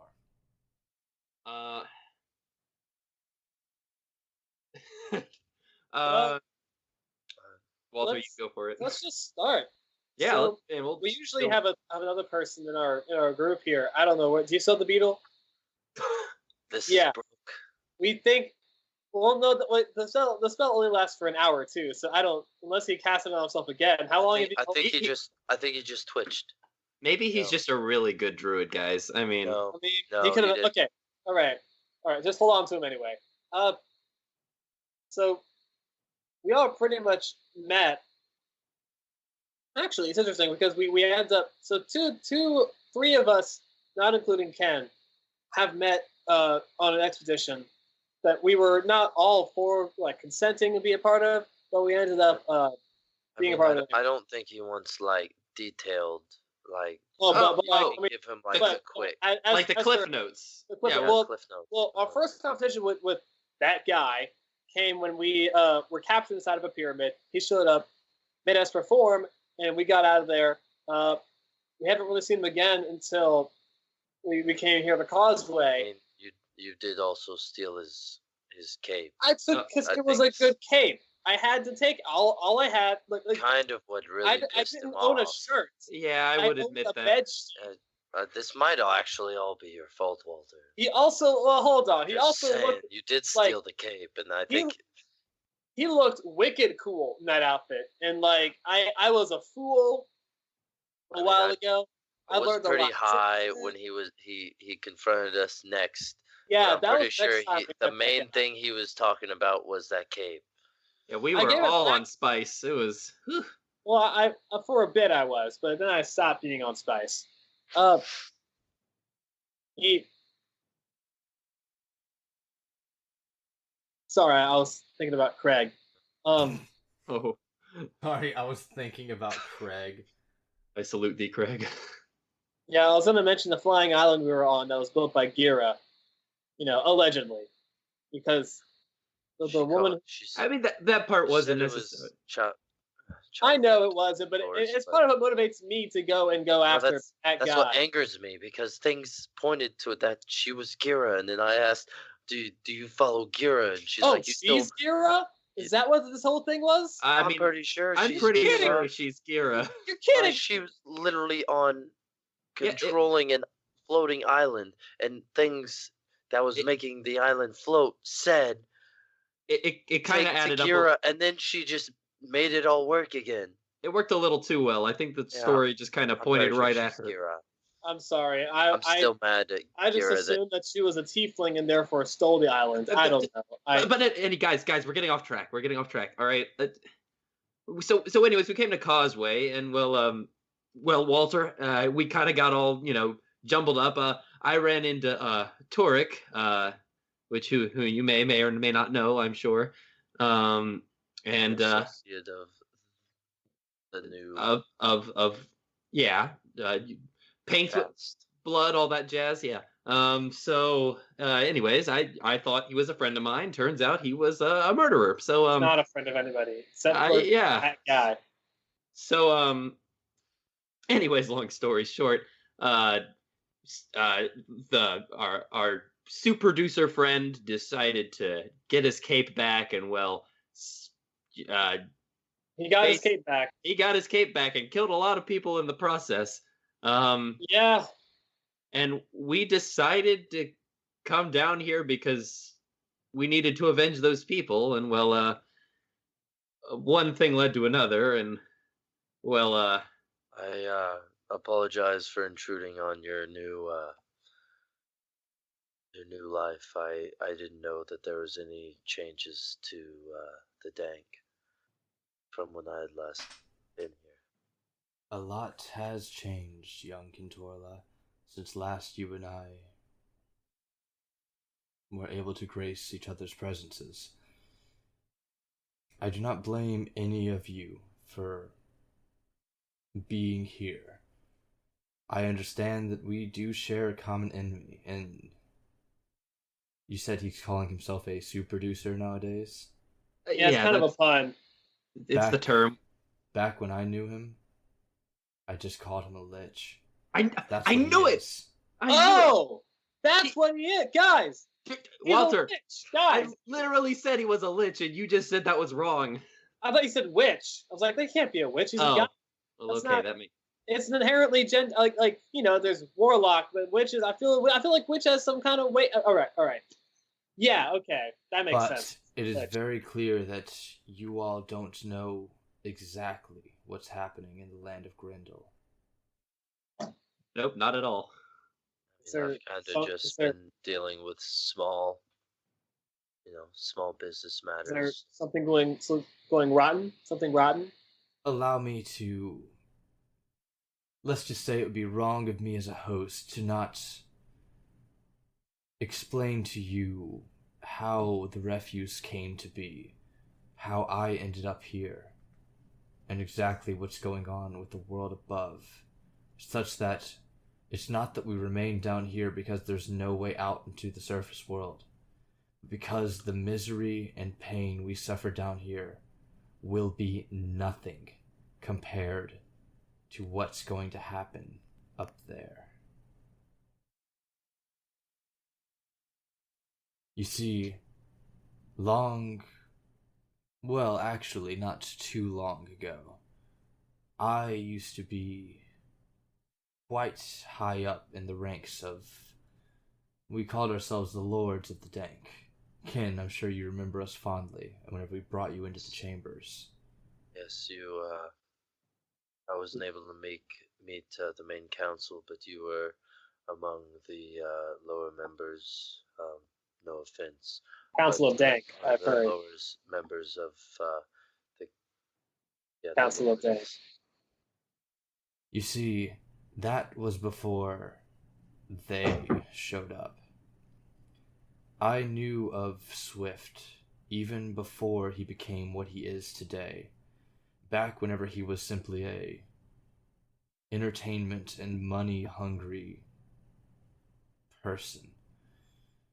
And he ran with a certain group of people who had this twisted view on the world, that which was not beautiful, that which was not what they called art. You see, that was just unacceptable in the mind of Swift, and in the mind of Toric, and in the mind of Sistora, and in the mind of Delilah. All of them viewed a world where there was no pain, there was nothing that they could call ugly, there was simply the beauty that they found in their art. But they are twisted people, twisted by magics that you cannot comprehend, not just Swift, not just Toric, all of them. They found something that turned them into the beings that they are today, and within a matter of weeks, the Council of Dank were hunted down like dogs. The new Dank was formed, Causeway was taken over, Ghrehndhehl was taken over by these artists who believed that the world was an ugly place that needed to be beautiful.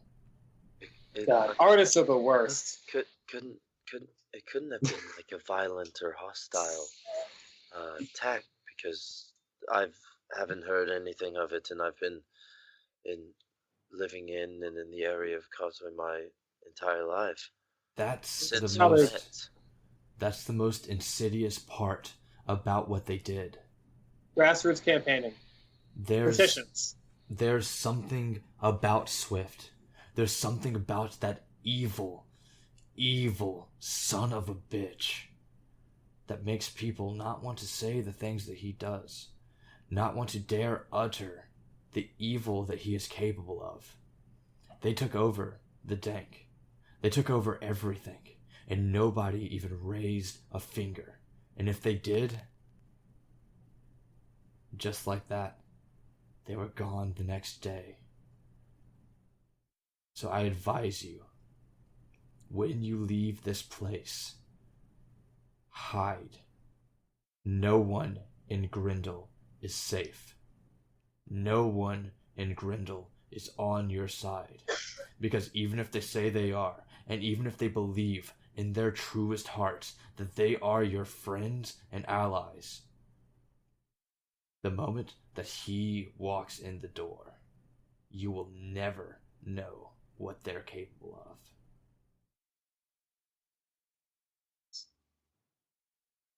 So you're saying I should just keep running? I'm saying running is the only thing any of us can do anymore. I'm sure you've seen it for yourself.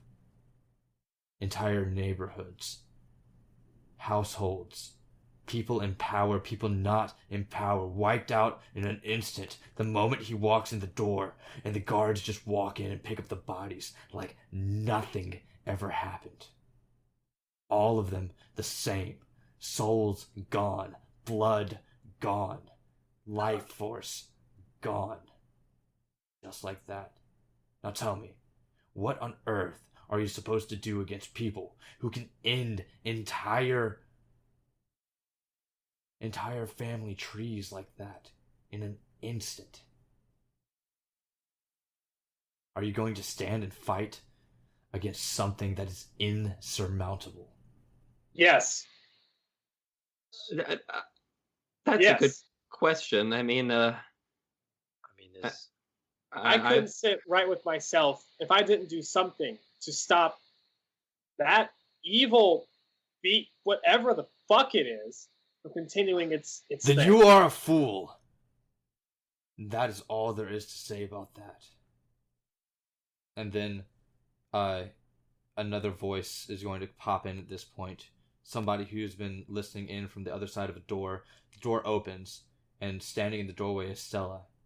And she looks at Johann. She just simply says, "And that father is why you are a fool." I do a double take. What? I'm sorry, I can't listen to you just prattle on like this over and over with your defeatist talk and this attitude like we're never going to get out there, like we're never going to reclaim what is rightfully ours on the surface. That's not what we're about. That's not why we keep living. That's not why we keep fighting. We are not here to hide. We are here to discover what we need to do in order to get back to the surface and to live our lives again and to destroy the evil that has sought its way insidiously into the roots of this world. Ghrehndhehl is ours. And if you don't see that, you're a bigger fool than any of the men I see standing in here today. And Yorick's going to look at everyone in the room and just march up the stairs, and you hear a door slam, leaving you three alone with Stella in a room. Oh.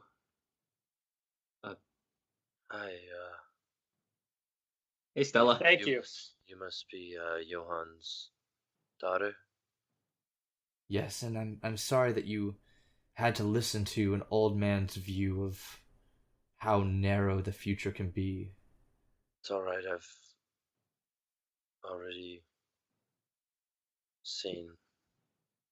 He kind of just That's how he's thinking. I can the understand why he's saying that, because I can see that it's been through a lot. You all have been through a lot. This whole civilization that's been formed here has been through a lot.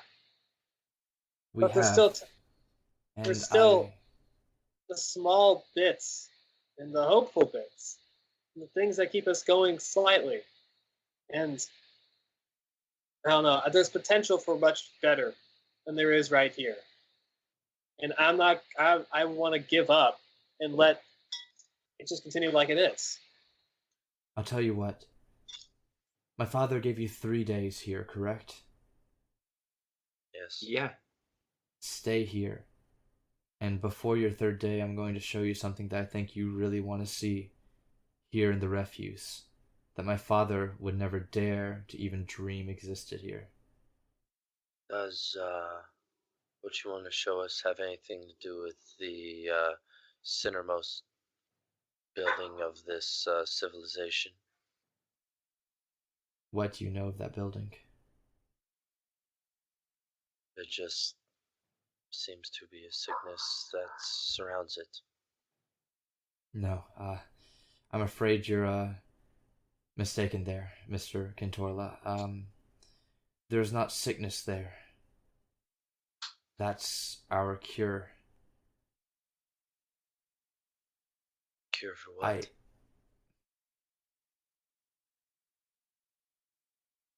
When we came down here, we found ourselves attacked by a savage sickness, and well, there was only one way to avoid that sickness. We made a deal with something down here. We drank from its blood, and it revives us, allows us to continue on, whereas otherwise the sickness would have consumed us all long, long ago. Wait, you made a deal? I don't know anything other than that. That's what any of us will be able to tell you. My father was the one that got us out of this mess. That's why he's the leader, the hero down here. I don't know anything else. I just know that. Look, that's not what I have to show you. No, what I have to show you is the hope that you're speaking of and the strength that I think you seek to find, I can promise you, not everyone down here thinks like my father does. But I'm afraid I must retire for the night, and I hope that you do stick around for at least another day. We will. We will. Count me in. Thank you all. I will be sure to get to you as soon as I can. And then she exits out of the room, also heads upstairs and leaves you three alone in sort of the dining room of this building. Oh, dang it! I forgot to do the hand thing. Whatever. That was a lot to process.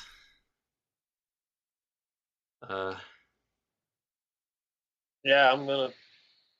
Do we want to talk about that as like a group? I mean, sure. I mean, Like, Brooke, do you want to say anything? Yeah, he's so quiet. All right. I think he's still sleeping. I hope he's sleeping. Yeah, I mean, he didn't he eat a lot at the inn we were at yesterday? Like he ate a lot. Did. He ate a lot. Yeah, I think he tried to eat off my plate, but I mean, yeah. I think he ate off Dorvis's plate a little bit. No, that crazy guy. I don't think you were watching Dorvis, but you were talking about how you were still hungry afterwards. That's because Brooke. Oh, I think Brooke ate a lot of it. Yeah. I was wondering why the portions were so kind of small. That's a power nap he's in right now. Okay, well. Well, guys, looks like a lot of things are going on down here. Dorvis,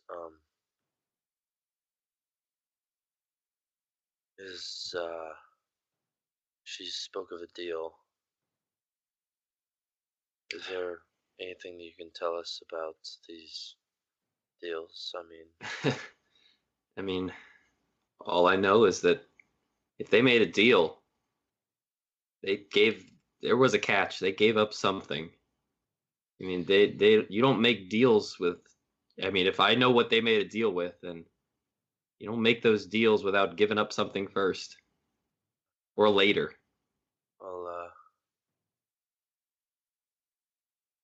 I wonder what they gave up, and then I also wonder what could give them hope, even with having something given up. Let's go. Have we been shown like our basically our living quarters? Yeah, you all three are on like meager straw mattresses, like moss mattresses, sort of in. Yeah, like you guys are all in the same room. Are they? Is it like just a room like a bit secluded, or is it like just in the middle of like a living area? It's a bit secluded. Like you guys can sort of have a chat in there without too much worry. Okay, I want to just lead everyone up to our room before speaking of these things. So lead everyone up. Fast forward. All right. So while we were a bit apart, I did a bit of digging, noticing that everyone was a bit sickly, more sickly than it's just odd because there are many. I've heard of many races of I've just heard of many races going into the Underdark and becoming even stronger in the Underdark than the predecessors. They're less evolved because the the Underdank or Underdark, whatever we want to call it, is so intense that beings just become stronger because of the environment that they're living in, and it made me curious about how living down here for several years they're weak. So I sort of put my feelers out for diseases or poisons or something that might be affecting them, and that Sinner building that she's speaking of, that they go in, drink the blood, that subsides the disease. After they do that, they come out looking, less sickly, but as if something has strong grasp on them. Like their eyes are red in tint, and they seem just this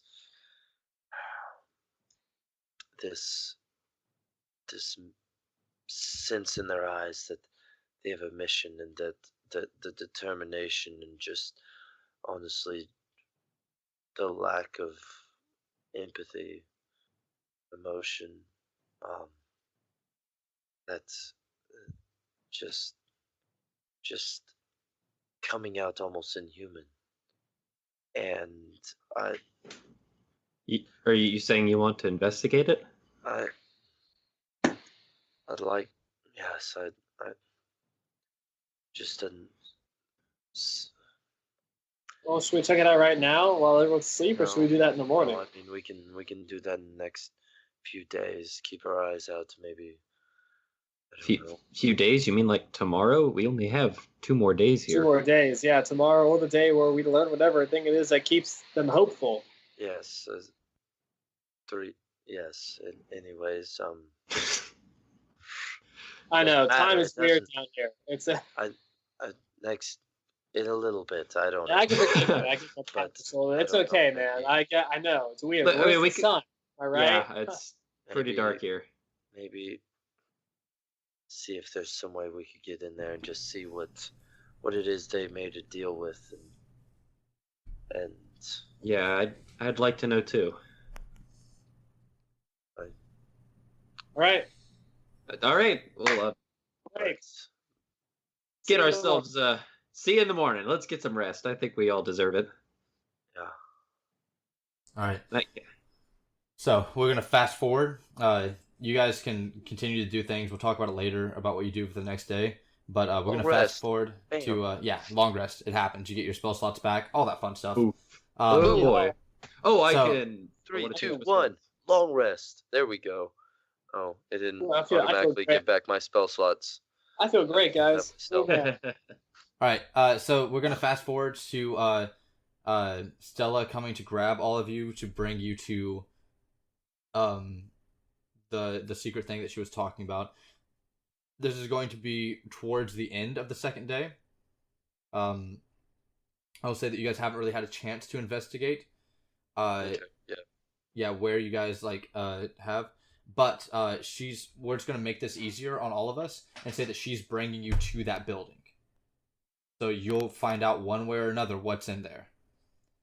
And she's going to basically whisper, basically throw a couple cantrips on you to shroud you all in the cloaks that everyone seems to be wearing.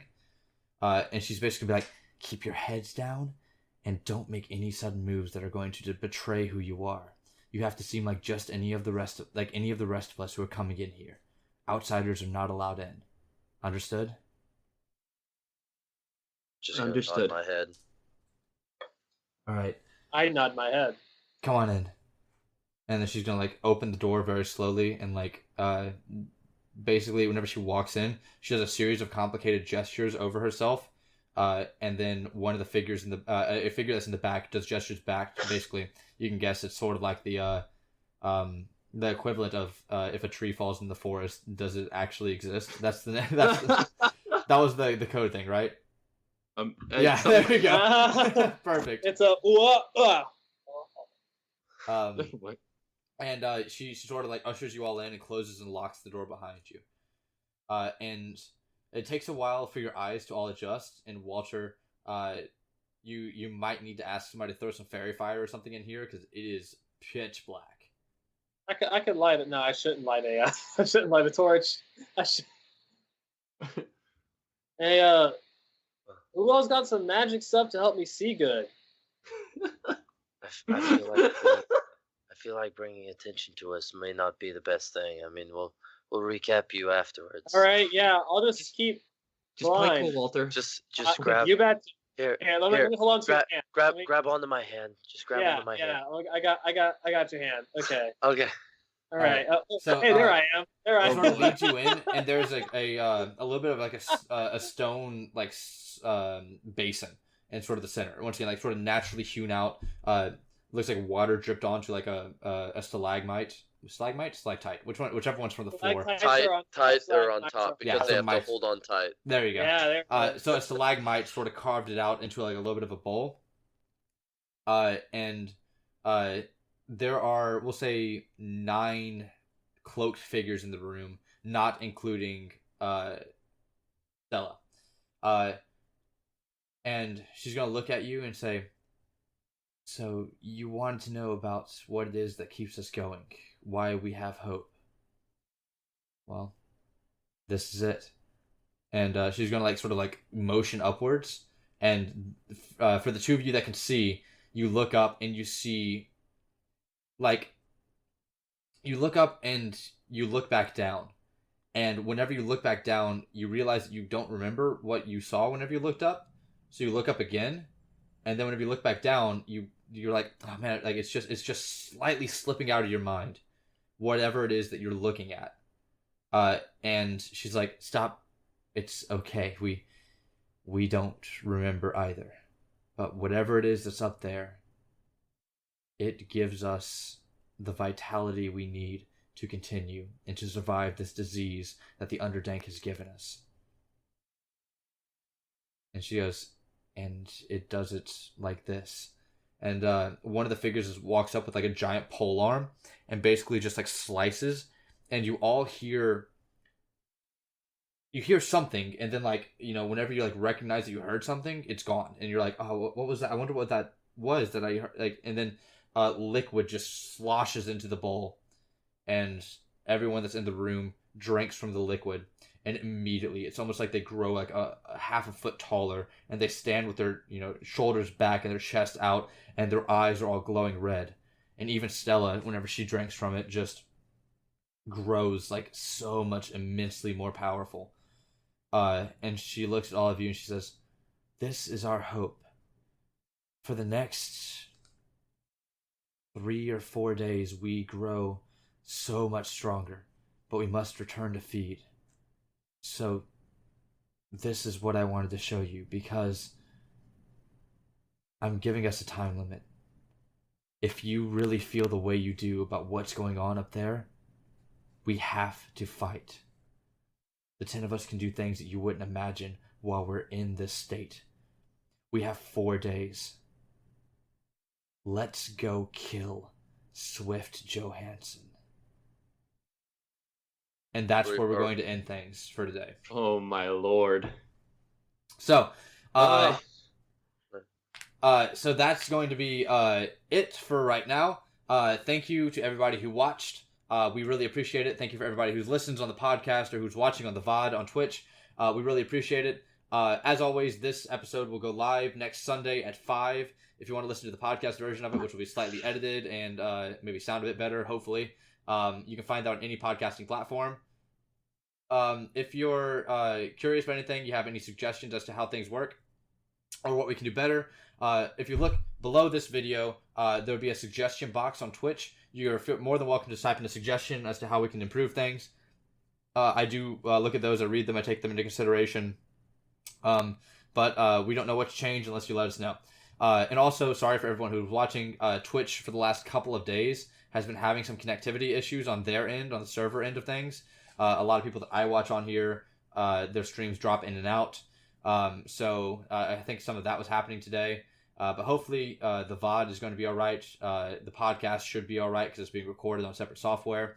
And the YouTube video that goes up on the Gifties Productions YouTube channel should be fine as well. But thank you so much for listening. Let's go ahead and sign off. Once again, I was your Dungeon Master, Glenn Underwood, also known as Maytag. You can find me at May_tag official on Twitter. Go ahead, Chase. Hi, I'm Chase Bernard. I played Dorvis. You can find me at Cut to the Chase on Twitch or at Cut to the Chase 9 on Twitter. All right, thank you very much, Chase. Hey, Justin. All right, I'm Justin. I was playing Kintorla, and you can find me on Twitter at D-Dice Gaming or on Twitch, Drinks and Dice Gaming. Thank you, Justin. Vincent, sign us off. Hi, I'm Vincent. Today I played the role of Walter Tang. You can find me on Instagram, and only really Instagram, at I'm a theater major because I'm a theater major. Yeah. All right.